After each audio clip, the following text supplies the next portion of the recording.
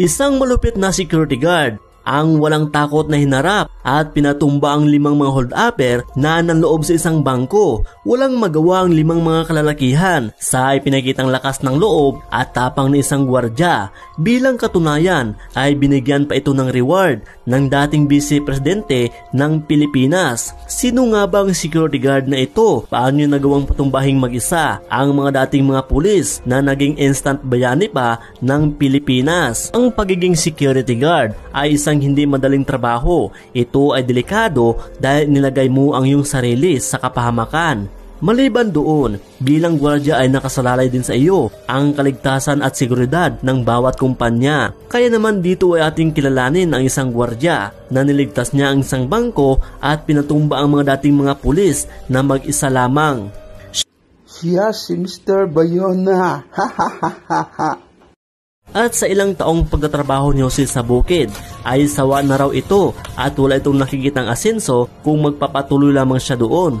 Lumuwas ng Maynila si Jose upang makipagsapalaran at sa kanyang pagdating ng Maynila ay agad itong namangha sa naglalakihang gusali, palingon-lingon. Kaya naman dito ay mabilis itong napansin ng mga snatcher. Si Jose ay baguhan at isang probinsyano. Dito ay hindi na pinalagpas ng snatcher ang pagkakataon. Hinablot nito ang bag ni Jose saka kumaripas palayo. Dito ay nabigla naman si Jose at hinabol ang snatcher hanggang sa nabutan niya ito sa isang maliit na skinita. Subalit may kasama pala ang snatcher, 3 mga lalaki. Ngunit dahil sa kagustuhan na mabawi ni Jose ang kanyang bag ay nakipagsuntukan ito sa 4 na snatcher. Ngunit dahil 4 ang kanyang kalaban ay nabubog lamang ito at mabuti na lang dumating ang isang lalaki upang tulungan siya. Dahil sa baguhan at wala ring matutuluyan si Jose ay minabuti na lang ni Matias ang lalaking tumulong sa kanya na dito muna si Jose sa kanilang bahay pansamantala.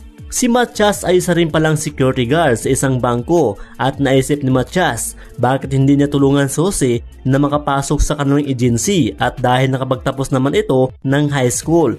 Kaya naman dito ay kinausap ni Matias ang kanyang boss na tulungan ang kanyang kaibigan na maging isang security guard. Pumayag naman ang kanilang boss.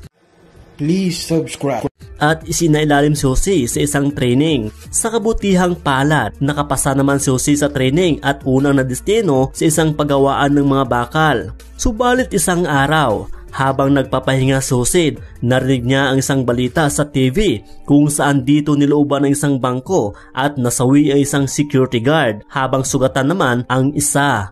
Dito ay sobrang nalungkot si Jose sa narinig na balita sapagkat ang isang gwardya na nasawi